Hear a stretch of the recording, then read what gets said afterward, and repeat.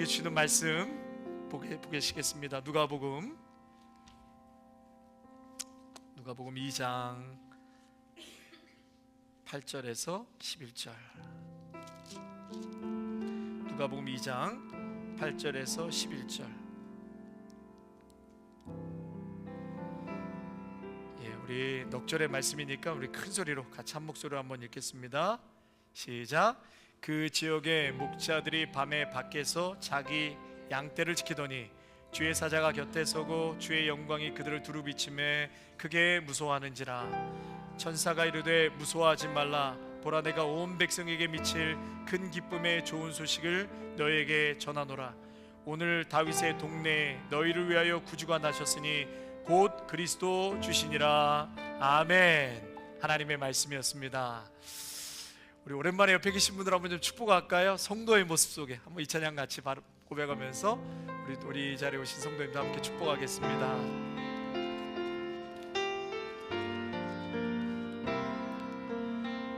우리 성도의 모습 속에, 성도의 모습 속에 보이는 하나님 영상 아름다워라.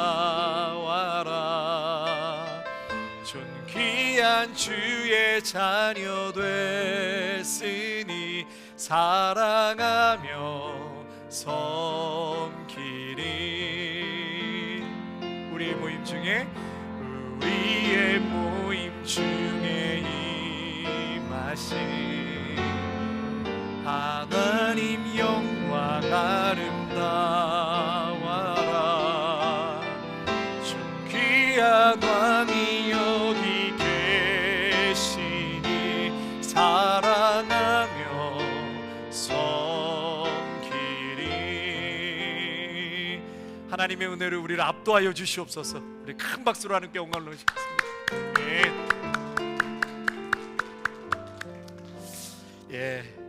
여호와께 감사하라. 자, 시작. 여호와께 감사하라. 그는 선하시며 그 인자하심이 영원하심이로다. 시편 107편 1절 말씀. 아멘. 한 번 더요. 시작. 여호와께 감사하라. 그 인자하심이 영원하미로다. 시편 107편 1절 말씀. 아멘. 여러분 암송하십시오. 네, 암송하십시오. 다음 우리 이번 주 암송입니다. 시작. 누가복음 2장 11절. 시작. 오늘 다윗의 동네에 너희를 위하여 구주가 나셨으니 곧 그리스도 주시니라. 누가복음 2장 11절 말씀. 아멘. 여러분 이 말씀 꽉 붙잡으시기를 바랍니다. 이것보다 물론 다 66권 다 중요하지만 기독교의 최고의 절정의 말씀은 바로 누가복음 2장 11절이에요. 기독교의 역사, 세상의 역사, 중심과 이 땅을 뒤집어 놓은 역사, 절망과 낙심과 깨어짐에서 소망과 생명과 일어섬의 역사가 바로 이 구절에 달려있는 것입니다. 여기에 있는 우리 믿음의 성도님들 모두가 정말 이 말씀이 여러분의 나의 말씀이 되시기를 축복합니다.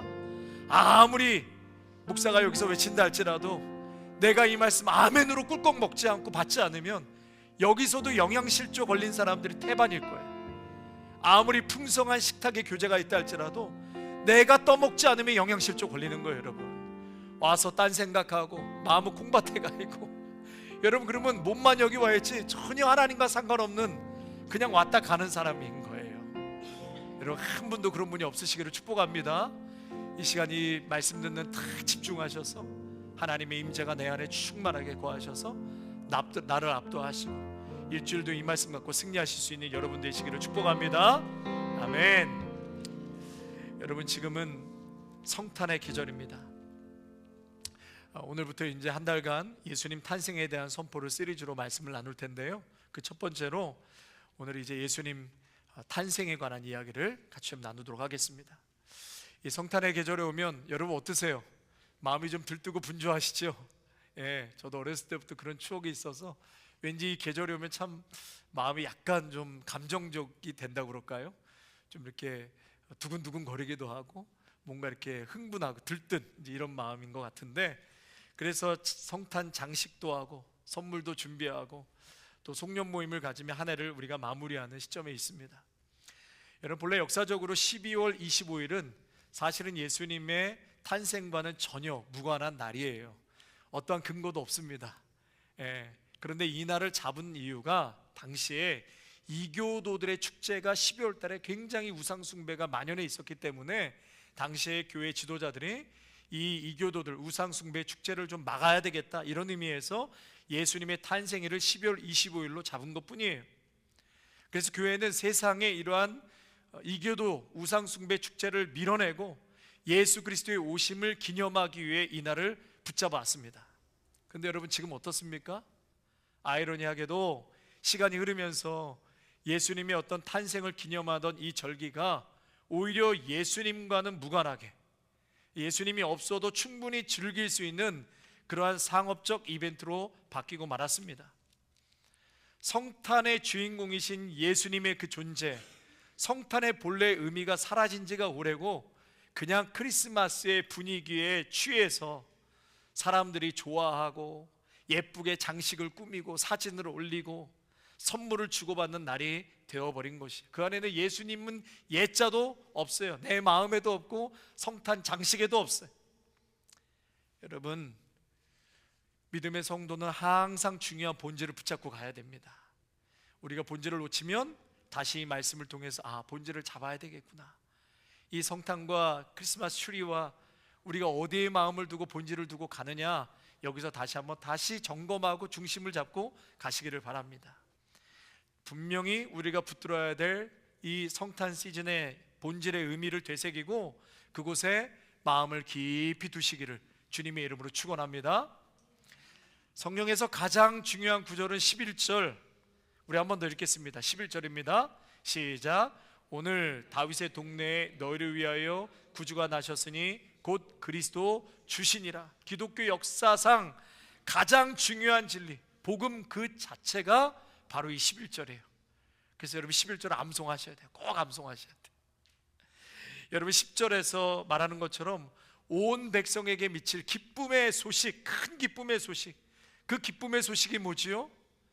온 세상에 미칠 큰 기쁨의 소식은 죄인을 죄에서 그리고 영원한 지옥에서 구원하실 분이 오셨다는 소식이에요. 이것이 성탄의 계절, 우리는 이 말씀을 꼭 붙잡아야 하는 것입니다.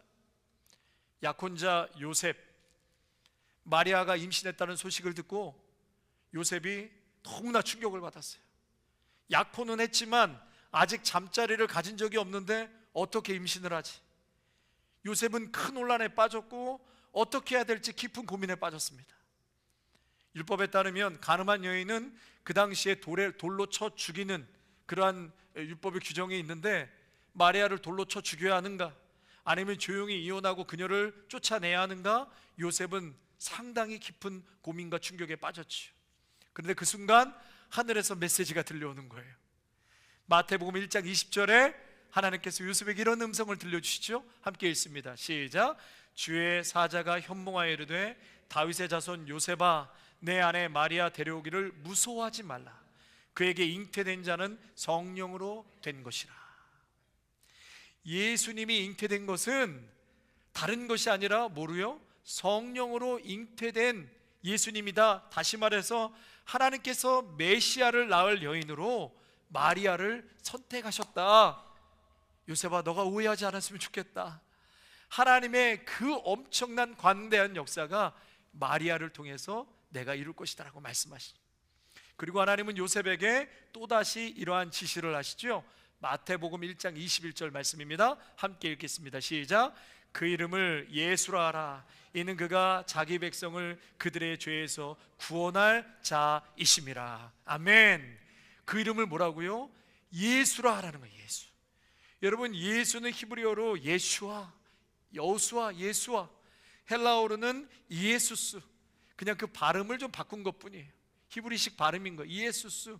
그 뜻은 구원자. 예수는 구원자, 구원자라는 것이죠. 여러분, 이 한 절의 말씀이 어마어마한 역사와 인생과 모든 온 나라와 민족을 뒤집어 놓은 그러한 포인트가 되는 것입니다. BCAD, Before Christ에서 아나 도미니, 예수님이 오시기 전과 오시기 후 이 땅의 모든 것은 그 기점을 중심으로 해서 완전히 뒤집어진 거예요. 여러분, 이 말씀을 굉장히 붙잡으셔야 돼요. 최고의 절정, 세상 역사에서도 가장 위대한 순간이 바로 이 말씀인 것입니다. 구주가 오실 것이고, 그분이 오셔서 죄인들을 위하여 하나님의 심판을 대신 받으십니다. 그분이 우리를 대신해서 형벌을 받으실 거예요. 구약에서 여러분, 어린 양이 죄인을 대신해서 죽은 것처럼 우리 예수님은 흠이 없으시고 순결하시고 완전하신 분임에도 불구하고 하나님의 어린 양으로 죄인을 위해 죽으신 것입니다. 그러나 이 어린 양의 죽음은 완벽한 죽음이에요. 흠이 있는 죽음이 아니라 완벽한 죽음이었고, 죄를 완전히 담당하는 죽음이었습니다. 그래서 다시는 어떤 희생제사도 필요 없게 되는 완전한 속죄가 예수님의 십자가의 죽음에 있는 것입니다. 예수님은 죄인의 형벌을 짊어짐으로 저와 여러분들의 형벌에 짊어지고 지옥에서 평생 그 형벌을 감당해야 될 그 어마무시한 무게의 그 형벌들을 우리 예수님께서 짊어지셨어요. 대신 짊어지시고 세상의 구주가 되셨습니다. 여러분, 믿으십니까? 그분은 하나님의 진노의 형벌 아래 죽으신 거예요. 하나님께서 실제로 우리의 죄 때문에 예수님을 대신 죽게 하신 것입니다. 누구의 죄 때문에요? 나의 죄 때문에. 나의 죄 때문에. 그리고 그 죄값이 온전히 지불되었기 때문에, 예수님의 십자가의 대속의 은혜로 그 죄값이 지불되었기 때문에 하나님은 더 이상 우리를 지옥에 보내어서 죄의 형벌을 받게 할 필요가 없게 된 것이에요. 하나님은 우리를 용서하셨습니다. 우리를 영원한 하늘나라로 데려가실 수 있게 되었습니다. 왜냐하면 그리스도께서 우리의 형벌을 이미 담당하셨기 때문입니다. 그래서 오늘 본문 11절은 구속사 전체의 절정이고 세계 역사에서 가장 위대한 메시지인 것입니다.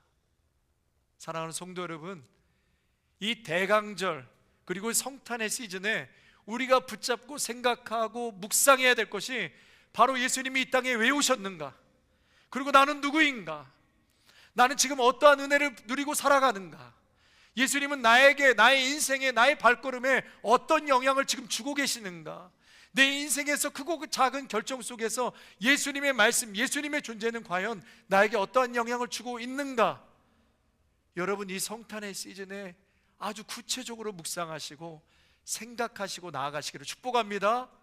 세상 풍조에 그냥 이렇게 휩쓸려 여기가 좋사오니 여기 흔들러 가시고, 여러분, 부평초가 뿌리가 없이 물에 떠 있는 게 부평초거든요. 바람 불면 이리 가고 바람 불면 저리 가는, 그래야 뿌리 없는 부평초와 같은 인생이 아니라, 오늘도 세상 풍조는 이리 휘둘리고 저리 휘둘려도 믿음의 성도는 말씀에 딱 뿌리를 내리고, 오늘 이 성탄의 시즌 대강절을 맞이하는 우리는 과연 누구를 생각하는가, 이 세상은 어디로 가고 있는가. 우리 믿음의 성도들이 오늘도 그것을 고민하시고 또 우리의 중심을 딱 바로잡고 살아가시기를 축복합니다. 바쁜 일상 속에서 나는 지금도 죄에서 돌이키고 예수님을 바라보고 살고 있는가, 예수님을 붙들고 살고 있는가, 예수님을 내 마음 중심에 모시고 생각하고 예수님께 질문하고 예수님을 초청하며 살아가고 있는가, 아니면 세상 풍조에 흔들리며 살아가고 있는가. 여러분, 특별히 복음의 본질을 붙드시기를 바랍니다. 저를 한번 따라 하시겠습니다. 복음의 본질을 붙들자. 저를 따라 하셔야 돼요. 손을 한번 올리시고 주먹을 딱 쥐시고, 제가 뭐라고 그랬어요? 복음의 본질을 붙들자. 한 번 더 시작. 복음의 본질을 붙들자. 아멘. 여러분, 붙으시기를 바랍니다. 아멘. 여러분, 예수님 오심 자체 우리가 집중해야 돼요. 우리의 삶을 다시 복음에 맞추는 계절입니다.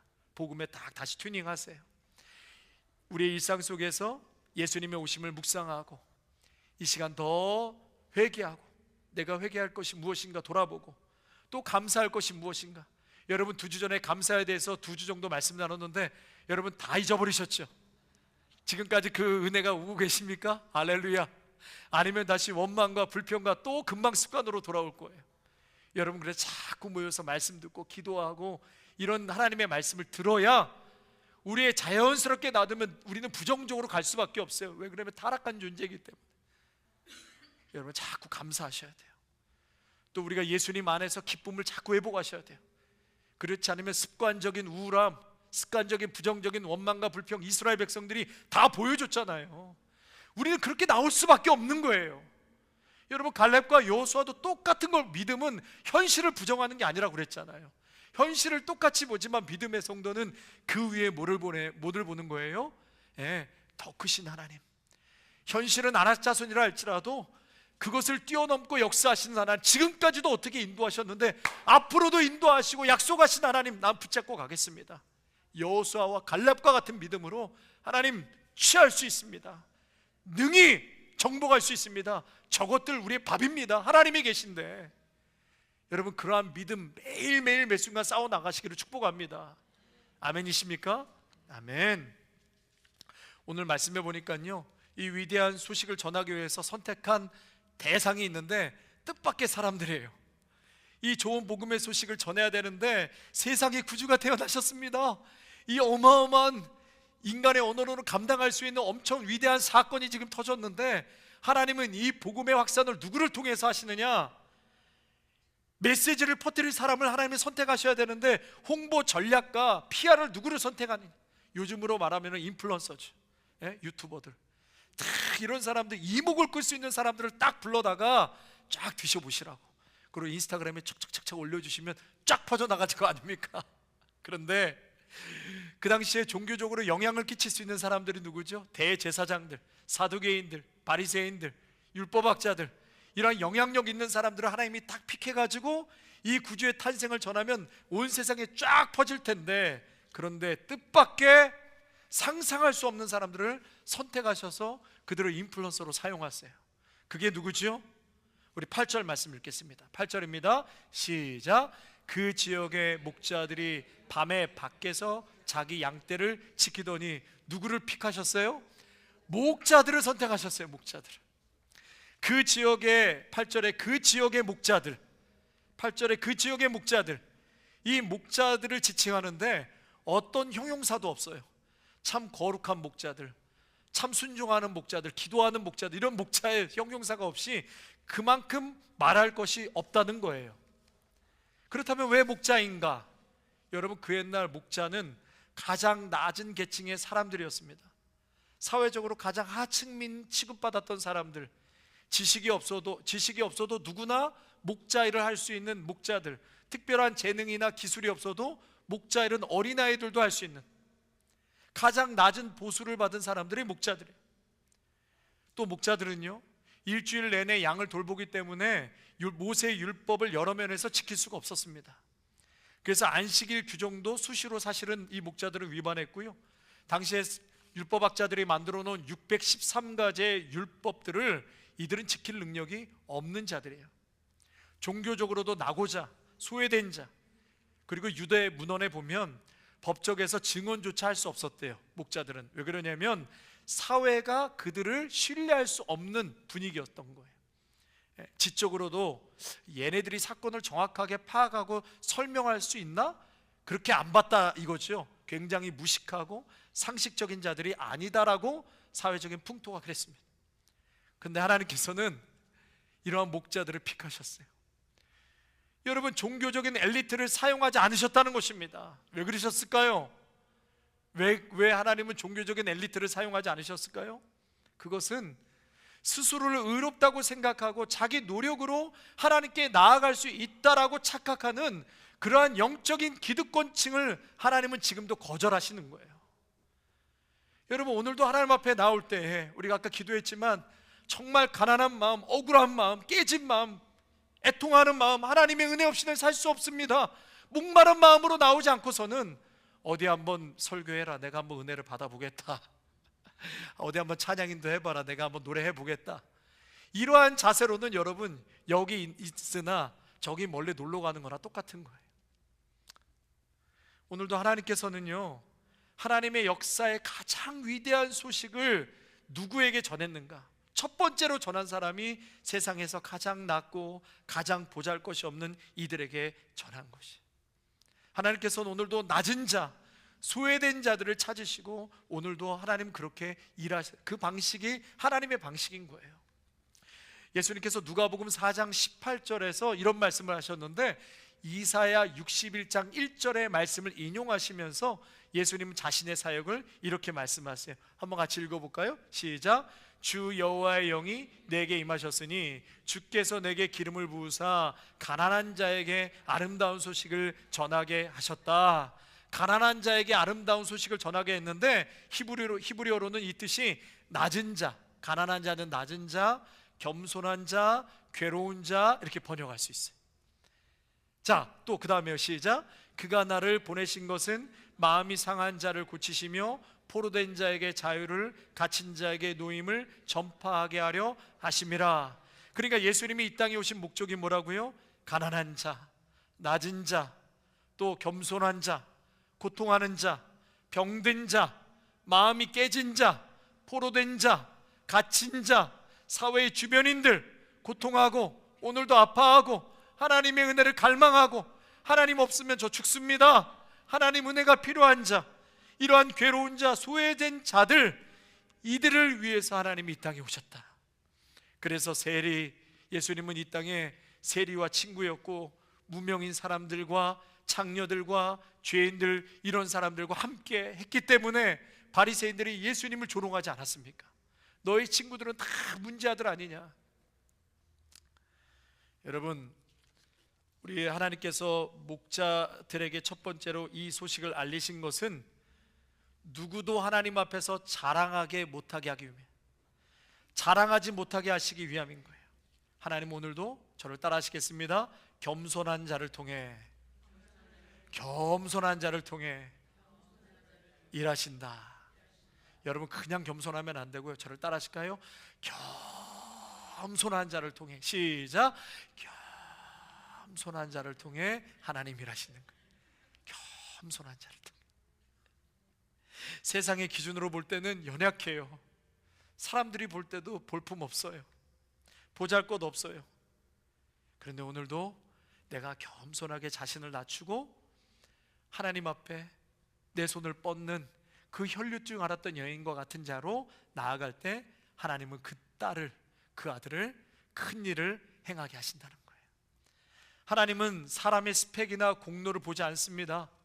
겸손히 순종하는 마음을 귀하게 여기시는 하나님의 방법은 여기에 있는 것이에요. 여러분, 우리 신앙생활에서 자신의 마음을 높은 곳에 두면 성령께서 절대로 역사하실 수 없어요. 교만을 내려놓고 하나님 앞에 겸손히 엎드릴 때 하나님께서 우리를 통해서 역사하신다. 그래서 성경은 오늘도 교만한 자를 어떻게 하신다고요? 물리치신다. 교만하면 네가 한번 살아봐, 한번 네 맘대로 해봐, 어떻게 되는지. 여러분, 정말 지혜가 있고 똑똑한 자들, 우리 성도들은 다 똑똑한 줄 믿습니다. 똑똑한 분들은 오늘도 하나님 앞에 바싹 엎드리는 거예요. 예. 무거운 짐을 내가 일고 지고 사는 것이 아니라 하나님 앞에 맡기는 거예요. 자식도 하나님 앞에 맡겨야 돼요. 해봤는데 안 되잖아요.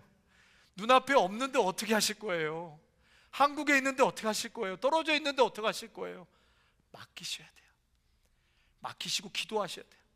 그냥 맡기고 마음만 편하게 있는 게 아니라 기도하셔야 돼요. 자꾸 함께 나와서 기도하시고, 아픈 자식들, 눈에 보이지 않는 자식들, 우리의 삶의 모든 것을 하나님 앞에 내어놓고 기도할 때 하나님께서 그것을 겸손하게 보시는 거예요. 왜? 나에게 도움을 찾고 나에게 구하고 있기 때문에. 그럼 우리 믿음의 성도들이 되시기를 축복합니다. 9절을 읽어보시겠습니다. 9절입니다. 시작. 주의 사자가 곁에 서고 주의 영광이 그들을 두루 비추매 크게 무수하는지라. 여러분, 지금 주의 사자가 곁에 서고 주의 영광이 그들을 두루 비추매 이랬어요. 여러분, 이게 한 절이지만 어마어마한 얘기가 또 담겨져 있는 거예요. 500년 만에 나타난 말씀이에요. 여러분, 말라기에서 세례 요한까지, 말라기에서 세례 요한까지 400년에서 혹은 500년이라고 학자들이 얘기하거든요. 500년 동안 어떠한 예언도 선지자도 어떠한 말씀도 없었어요. 그래서 그 기간을 뭐라고 그러냐면 암흑기 혹은 중간기 혹은 침묵기라고 그래요. 말라기에서 세례 요한까지. 그런데 지금 이 500년의 침묵을 딱 깨고 오늘 9절에 주의 영광이 그들을 두루 비침해, 500년의 침묵을 깨고 천사 가브리엘이 사가랴에게 마리아 앞에 요셉과 목자들 앞에 나타난 것입니다. 그러니 여러분 엄청난 충격이 임한 거예요. 크게 무서워했다. 그리고 주의 영광이 그들을 두루 비침해, 주의 영광의 빛으로 나타나는 것은 하나님의 임재를 상징하는 거거든요. 하나님은 육체의 모양으로 나타나지 않습니다. 하나님은 우리와 같이 육체의 모양이나 눈에 보이는 형태를 가지신 분이 아니에요. 하나님께서 자신을 나타나실 때는 언제든지 빛으로 나타내 보이십니다.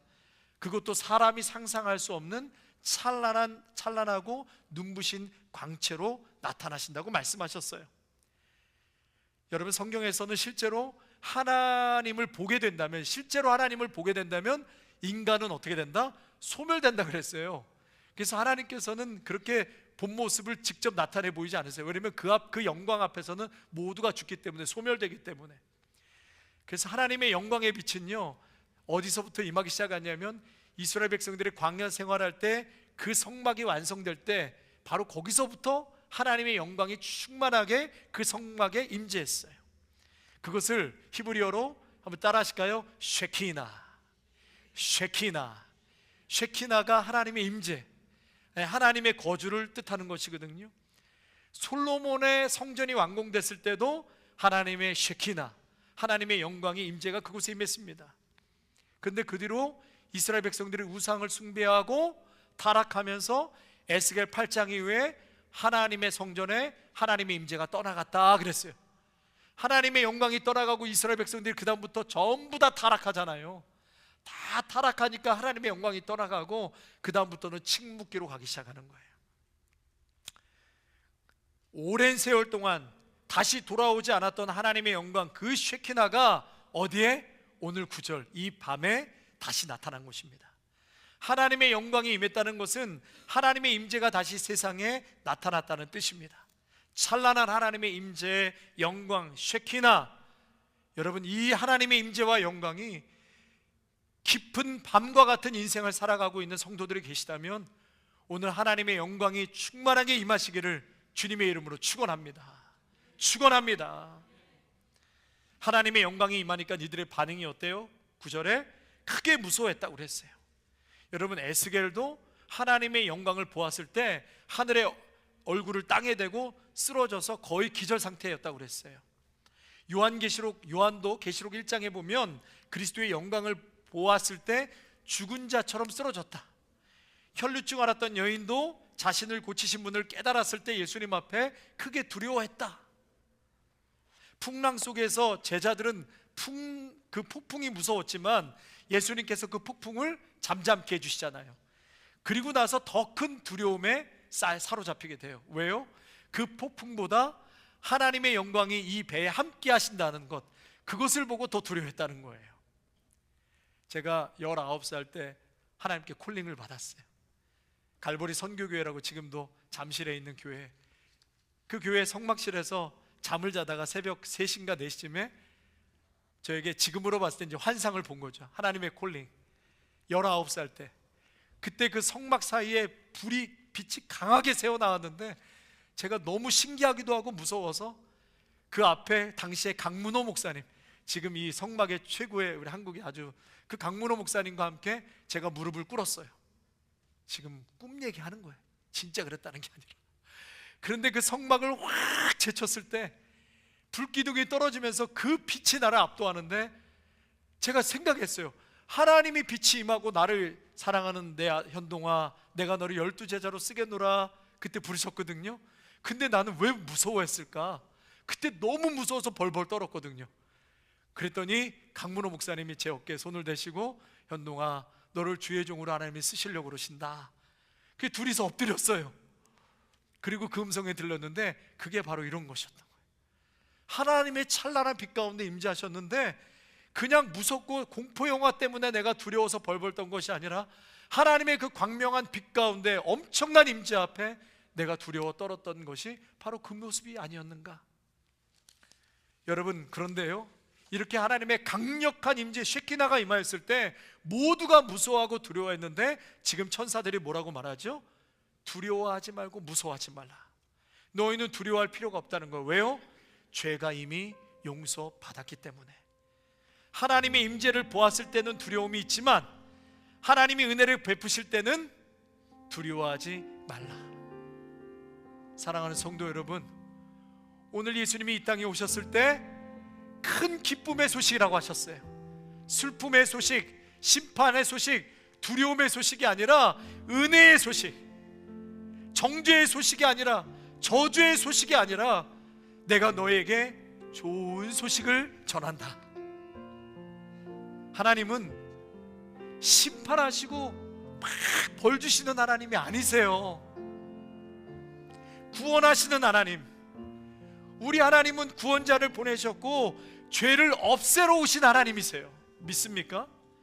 그분 안에서 모든 죄가 영원히 사함받는다는 것, 그것이 바로 복음인 거예요.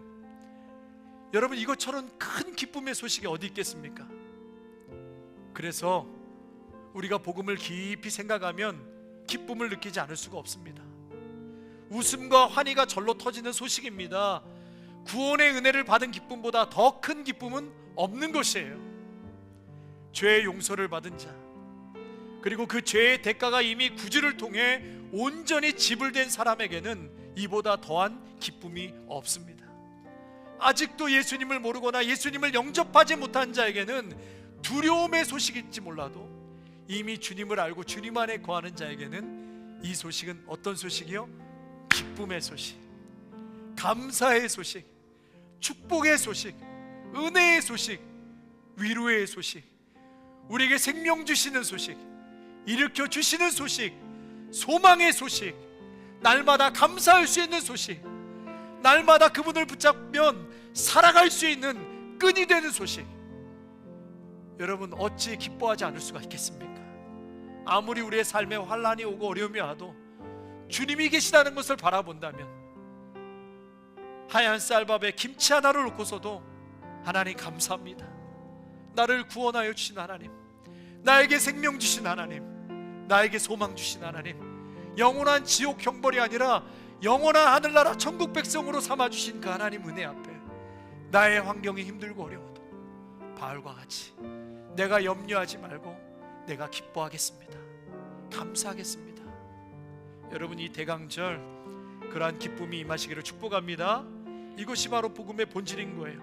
우리 끝으로 10절 한번 보실까요? 10절을 쫙 뚫어져라 쳐다보시면서 거기에 온 백성이란 단어 나오죠. 온 백성의 밑줄 그시고 11절에 너희를 위하여, 여기로 또 밑줄 그세요. 이 복음이 누구에게 전해지는 거예요? 온 백성, 모든 민족과 사람들, 그리고 동시에 11절에 누구에게? 너희를 위하여. 여러분, 개인적으로 다가오셔야 돼요.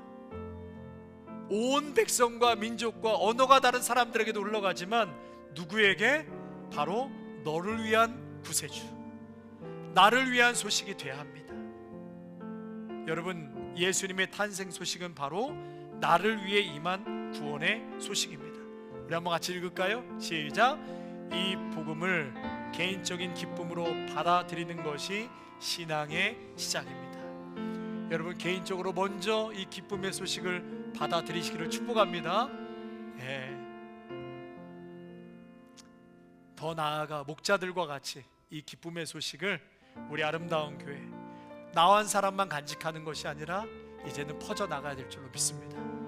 여러분, 다음 주에는 하나님께서 저에게 한 달 반 전에 주신, 기도하면서 주신 비전과 마음을 함께 나누겠습니다.